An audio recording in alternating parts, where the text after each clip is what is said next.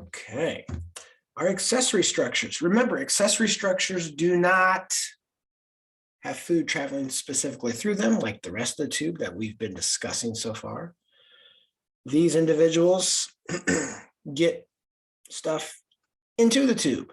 They are the liver right here, the gallbladder, which is right nestled underneath it, and the pancreas right here. These three little individuals do a ton of heavy lifting.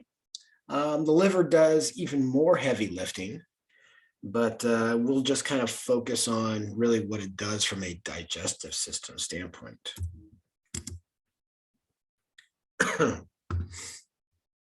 Some of the major functions according to the digestive system here and what we're looking at with nutrition, really, I mean, one of the major ones, it helps to process a lot of the nutrients. Most of the nutrients get absorbed from the digestive tract, small intestines, large intestine, stomach. There's a few different things that kind of get absorbed there. All of these nutrients ultimately get transported to the liver to be processed. Sometimes they have to be maybe manipulated a little bit before we can send them into the towards the heart, pumped around the body. Other times we store them there. The liver is one of those primary places of long-term storage that we have within the body. So it'll store a lot of nutrients there as well, and then slowly release them when the need arises. The second major function we see is that it synthesizes cholesterol. We'll talk about this function a lot more when we get into the next unit, when we start talking about fats.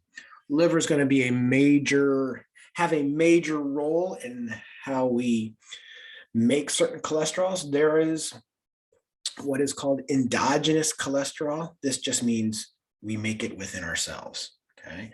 And so there's going to be some cholesterol that is synthesized by the liver. You know, it may be good, it may be bad. I'll let you keep wondering so you show up for the next unit. The last major function for the liver, according to the digestive system anyway, is that it makes bile. Bile helps to facilitate the digestion and absorption of fats. Helps with fat breakdown, fat absorption. So obviously we'll be talking a lot about the liver when we look at the chapter 6 in the next unit. Now, some people always associate bile with the gallbladder. As you can see from here, it is the liver. It is the liver that makes it.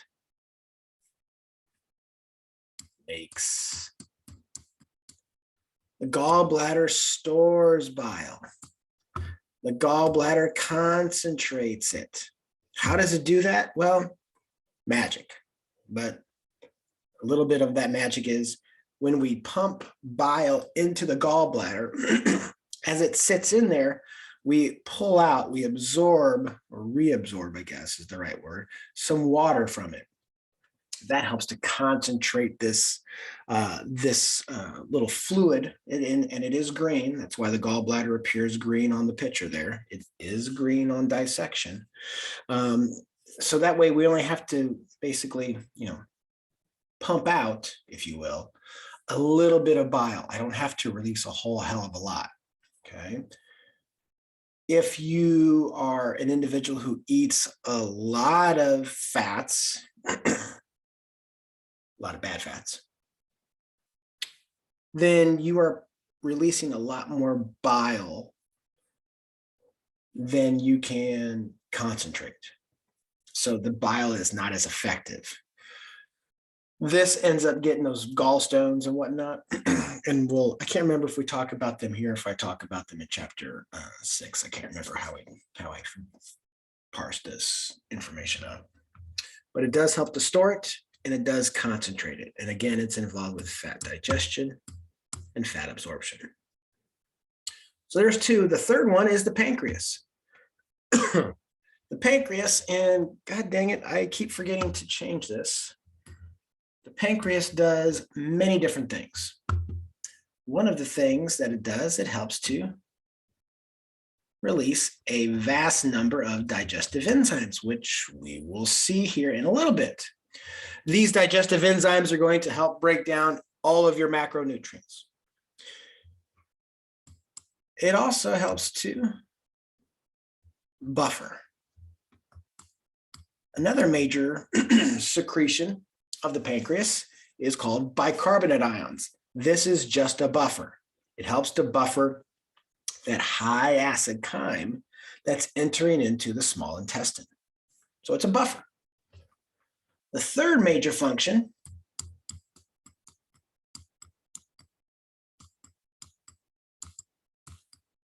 is it involved with some hormone production. You've heard of these hormones, right? Insulin and glucagon. There's a few others as well. There's a couple more. But these are the two major dudes here. Okay? Insulin and glucagon. So the pancreas not only has a exocrine function in that it helps to create enzymes, digestive enzymes, but it also has an endocrine function as well, and it creates hormones. So this is something that is different and something that is unique. Different and unique. Love to get asked on exams for some crazy reason. Okay. So the liver, the gallbladder, the pancreas, you should definitely know the functions of these three dudes. So we go from the pyloric sphincter, stomach, and open up that pyloric sphincter, and then we end up in the small intestine. So as the chyme enters into the small intestine, we have a few different secretions that need to be happening here. All of these, for the most part, are going to be secreted by cells within the small intestine. I have one on this slide. I believe there's one on the next slide, okay? So these are released by the small intestinal cells. Those intestinal sites, enterocytes, there's a number of different ways that you could call them. This secretin helps the pancreas to secrete that bicarbonate solution, okay, those bicarbonate ions. Again, this is what helps to buffer that high acid chyme coming into it. We don't have all those adaptations that we see in the stomach here in the small intestine. Excuse me, especially within that duodenum. So I don't have a lot of mucus producing cells that I have in the small within the stomach. So this buffer really helps to facilitate me not having an ulcer here within my small intestine, a duodenal ulcer. What it does, who secretes it, okay? Those are always good questions to ask. Sometimes you can see it as multiple choice. Sometimes you can see it as matching. Okay? I've asked it in both ways. Another secretion that we have here, again, this is really, being stimulated by cells within the small intestine. As you can kind of see, the duodenum is the first part. And so that's what we have right here. Cholecystokinin. Stuff bolded, that's probably important. Okay. Cholecystokinin is a hormone. This hormone helps to tell everybody to do their work. Who is it yelling at? Well, it yells at the gallbladder.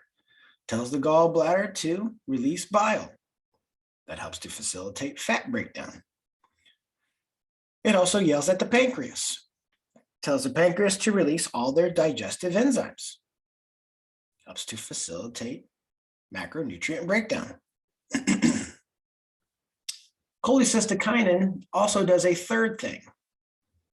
That third function is to tell the stomach, slow down.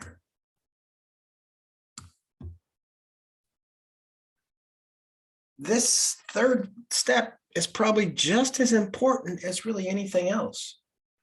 This ensures that I don't dump everything out of the stomach at one time. This ensures that I can properly digest and properly absorb all the nutrients that I'm supposed to. Okay. So cholecystokinin stimulates the gallbladder. What's the gallbladder do? Stores and concentrates bile. Bile is associated with fat breakdown, fat absorption.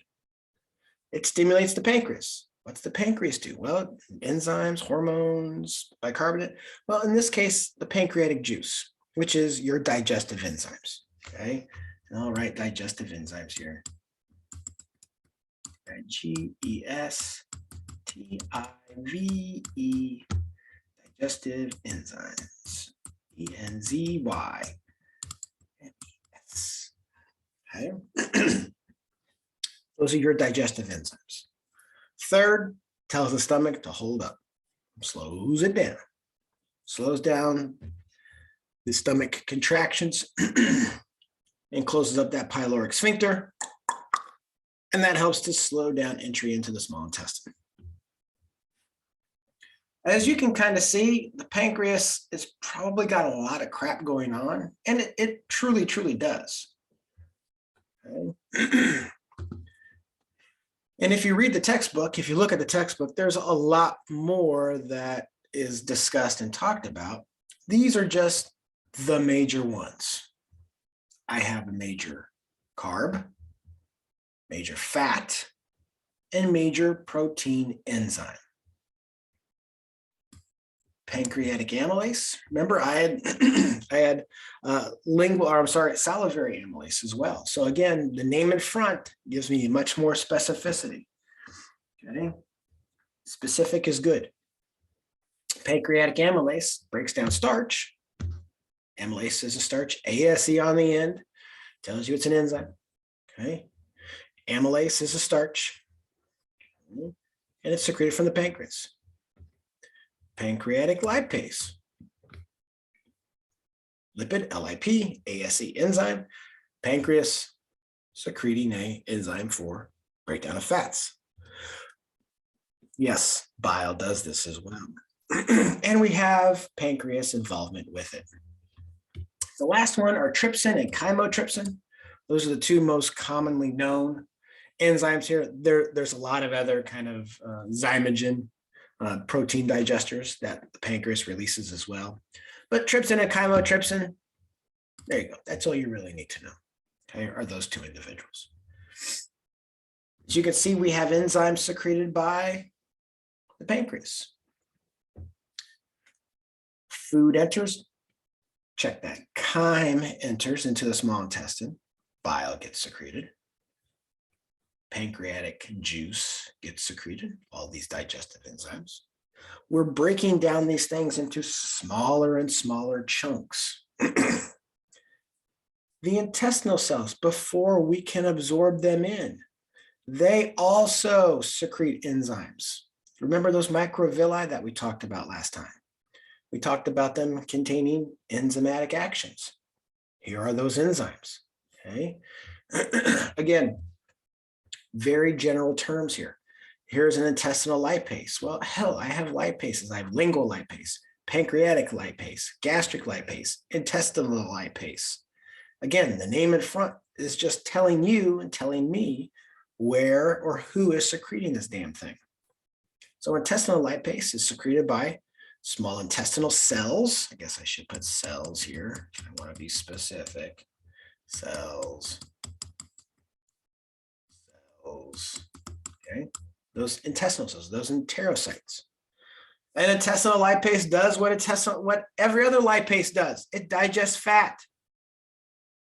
So there's nothing really hard-hitting information here to remember. As long as you know what a lipase does, hell, it always breaks down fat. Just, is it secreted by the stomach or the pancreas or the intestine? So the name in front tells you where it's coming from. I have a number of disaccharides. I have a number of carbohydrates here. These are all disaccharides. I don't expect you to know that yet. Right? But here, I've had pancreatic amylase break down carbohydrates into smaller bits. Those smaller bits are these things, and we'll talk about this in the next unit. Again, I don't expect you to know that.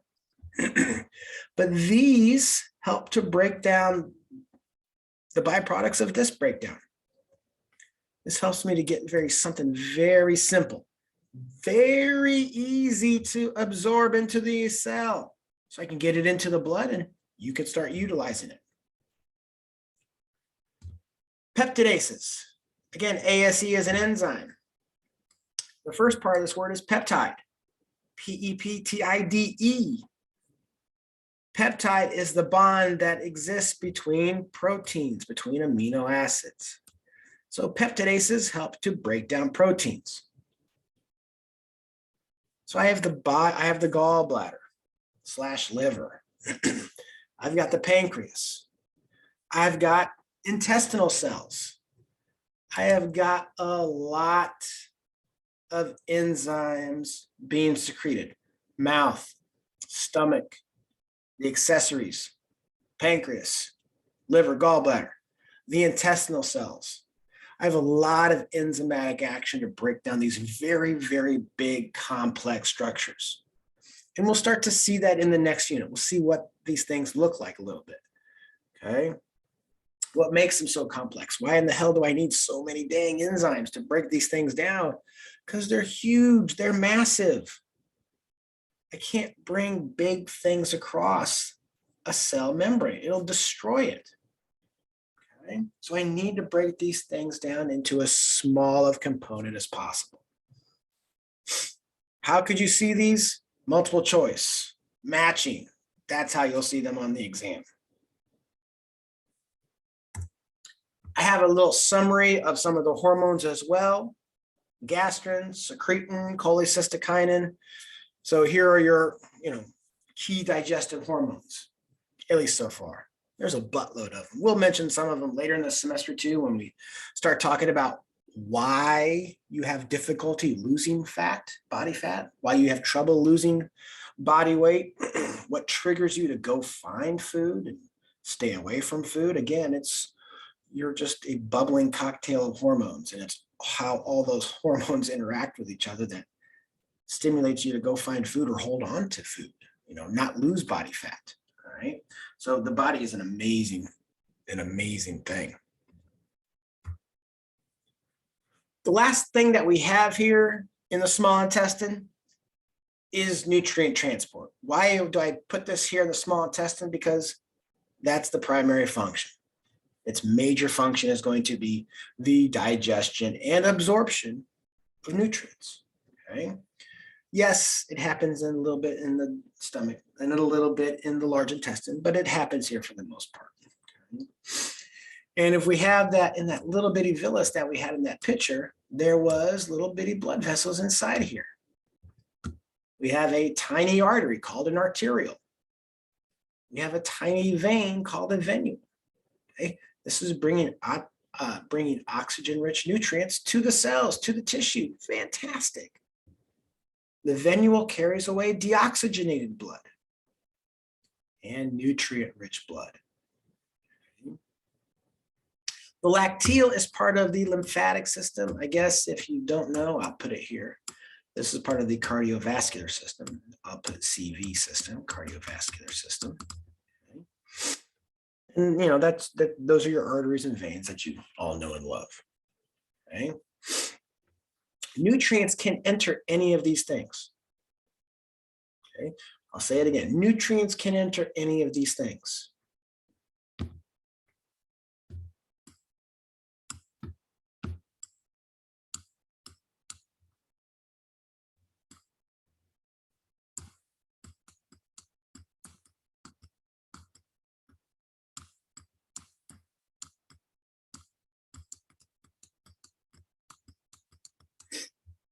The arteriole and the venule comprise what is referred to as a capillary network. Okay.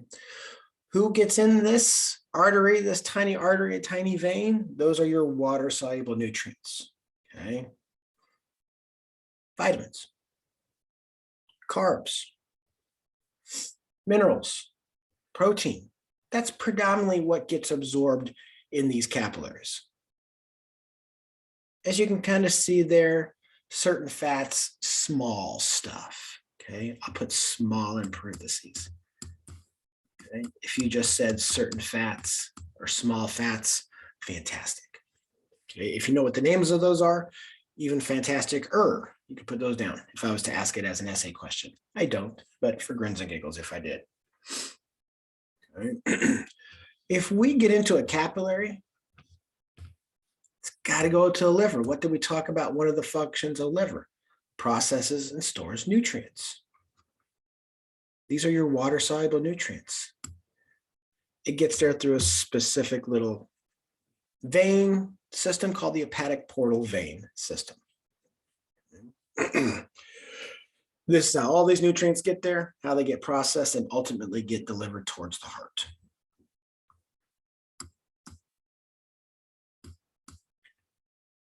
For all intents and purposes, the bulk majority of your fats, of your lipids, get absorbed into this thing called a lacteal. Fat is unique. Okay, fat is very unique, and we'll talk about this concept more of how we transport fat within the body. Specifically, I mean the cardiovascular system. Okay? Because there is a lot of speciality when it comes to it. But how does it get there? It gets through it via this thing called a lacteal. Most lipids are really big in structure, and I can deliver that big thing through this lacteal system. Again, we'll talk about that more in chapter 6. Introducing the concept now, we'll go running with it in chapter 6 though.